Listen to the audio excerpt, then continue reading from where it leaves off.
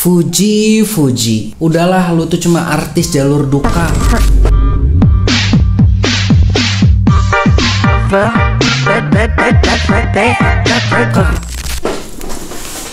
Itu kata haters. Aku itu nggak sayang kamu. Tapi menurut gua sebagai YouTuber terbaik di Somalia, gua nggak terima. Lu nggak usah ngata-ngatain Fuji lah. Fuji itu bestie gue, bos. Fuji itu udah dapet award TikTok, main film, brand apa aja. Kalau dia yang iklanin, pasti menarik. Umur 22 bisa beli mobil sama rumah. Gua aja kalah, bos. 22 mungkin gue lagi ngapain ya? 22 mungkin gue masih jadi OB. Jujur gue jadi cowok aja minder. Oke, kita bakal bahas kenapa Fuji bisa seterkenal ini. Kita cari bareng-bareng, kita googling bareng-bareng. I got broads in Atlanta, just to me in the family, credit cards and the scammers, getting no licks in the bank. Awalnya gue cuma ngira itu emang Fuji itu ya cuma terkenal tuh karena tragedi besar yang kita tahu kan ya, yang kakaknya itu.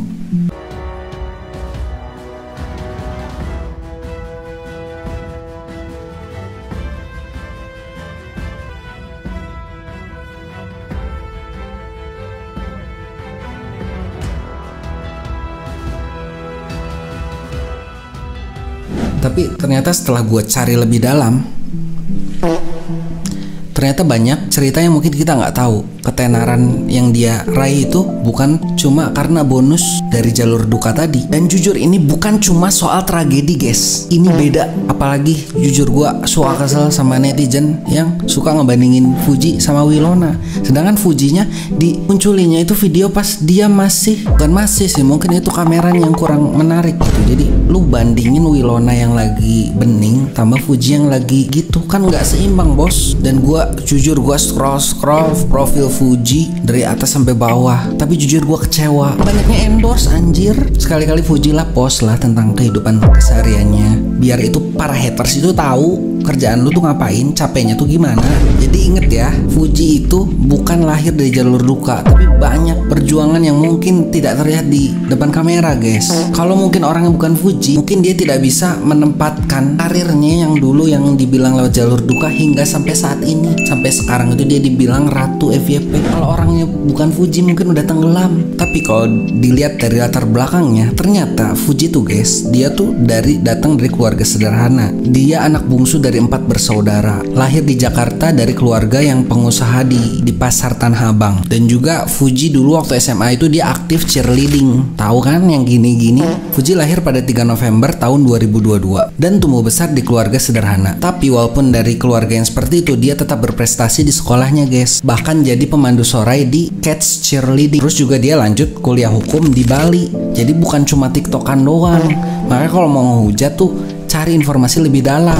Gue aja nyari cuma sehari udah dapet banyak ini, apalagi kalau gue nyari berhari-hari. Apalagi gue suka kesel sama netizen yang suka ngehina fisik, kayak bilang Fuji matanya jauh lah. Ini guys ya, kalau orang ngatain fisik itu dia tuh seperti udah nggak bisa menjelekkan perilaku orang tersebut, guys. Jadi bingung apa yang dijelekin, jadi akhirnya ngehina fisik. Jadi kalau lu berantem sama temen lu, terus temen lu tiba-tiba dia ngehina fisik lu, dia udah nggak punya argumen. Berarti Fuji matanya jauh aja tetap cakep dan terkenal, sedangkan lu udah matanya deket tapi pengangguran.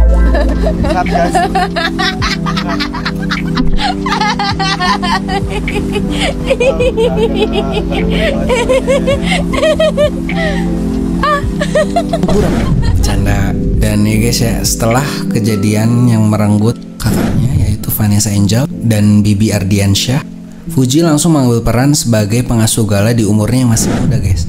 Mungkin umur lu segitu belum tentu mau ngasuh tuh bocil segede gitu. Sedangkan lu nya aja tuh masih pengen main gitu. Dan banyak yang bilang dia itu yang paling sangat berpengaruh di kehidupan Gala Sky. Makanya sekarang Fuji dikenal sama publik karena ibaratnya si Gala Sky itu dititipkan nih wewenangnya ke Fuji sama netizen. Dan jangan kaget ya guys, ternyata Fuji punya kembaran. Tapi ini cukup kita aja yang tahu ya. Gua kasih videonya.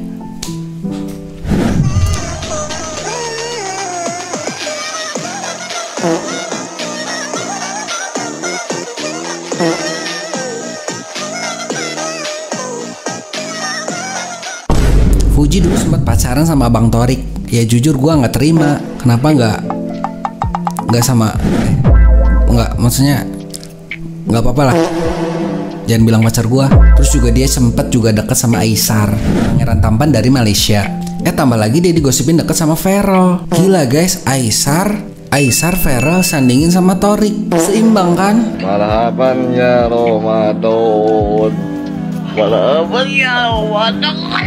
Tapi dibalik karirnya Fuji itu guys, semuanya itu nggak mulus-mulus aja. Sampai ibunya aja pernah nangis tuh karena hujatan para netizennya. Fuji mulai karirnya sebagai selebgram dan aktif di TikTok. Ya walaupun banyak followers ya, tapi tetap aja dia tuh nggak lepas dari hujatan netizen. Dan sebaliknya, fans Fuji nih guys, yang garis keras itu banyak yang toksik juga guys. Waktu itu pernah Mahalini itu dihujat di komentarnya sampai Mahalini itu matiin komennya karena ya marah gara-gara si Fuji nggak diundang di nikahannya. Cuma karena itu guys, sefanatik itu kah? Biasaan dari gua sih ngefans boleh, tapi ya nggak kayak gitu juga, karena nanti yang jeleknya itu bakal ke Fujinya guys ya. Sampai mungkin ya ibaratnya Fujinya harus minta maaf ke Mahalini kan. Mahalini maaf ya, fans aku sampai segitunya cuma karena aku nggak diundang gitu guys. Jadi buat nih yang nonton, kalau kalian fans Fuji fanatik ya jangan lebay. Fujinya juga belum tentu seneng lu belain kayak gitu, malah malu. Fuji juga pernah dibully karena film pertamanya di bioskop, ingat nggak yang ini? Nah itu sempat dihujat banyak netizen guys, dan juga perilakunya Fuji itu sempat juga dibilang songong lah apalah. Tapi ya itulah perjalanan sebuah karir, apalagi dia masih muda, pasti banyak struggle. Toh dia masih tetap membuktikan bahwa dirinya bisa masih eksis sampai saat ini. Tren apapun yang dia ikutin pasti bakal tetap naik. Setuju nggak?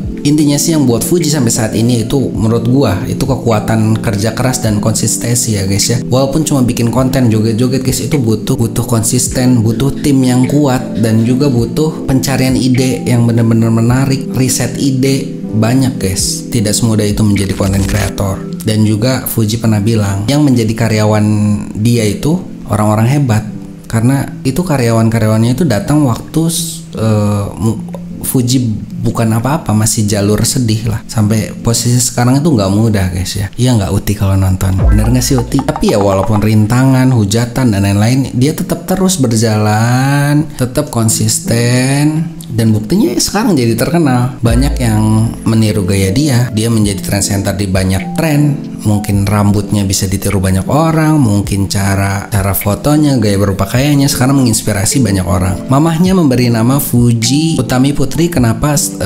Kalau nggak salah gue sempat lihat di wawancara, karena Fuji itu artinya bersyukur ya.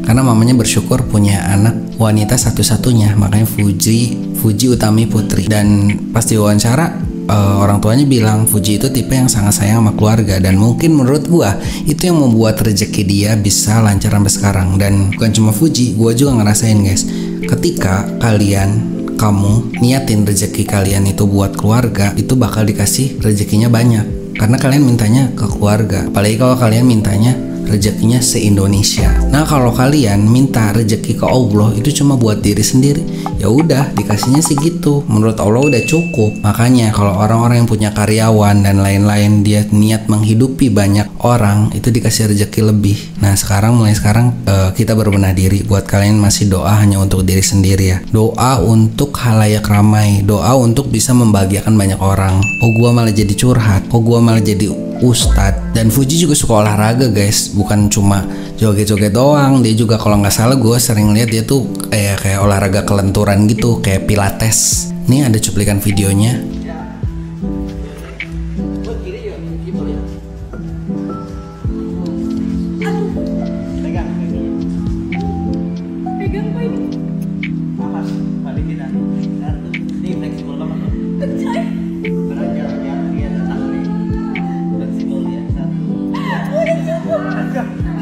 Gimana? Jangan traveling itu cuma olahraga. Gue tahu pikiran lu. Jadi kesimpulannya, sekarang gue sadar Fuji itu terkenal bukan cuma karena tragedi, tapi karena konsisten, karena kerja keras, karena bertahan dari bully-bulian netizen. Mungkin orang lain udah jatuh kalau mungkin tidak sekuat Fuji ya. Kalau menurut kalian gimana? Kalian suka nggak sih sama Fuji? Coba komen di bawah ya. Gue pengen tahu. Jangan lupa like, komen, dan subscribe channel ini biar kita bisa ngobrol lebih banyak. Kita ketemu di video selanjutnya.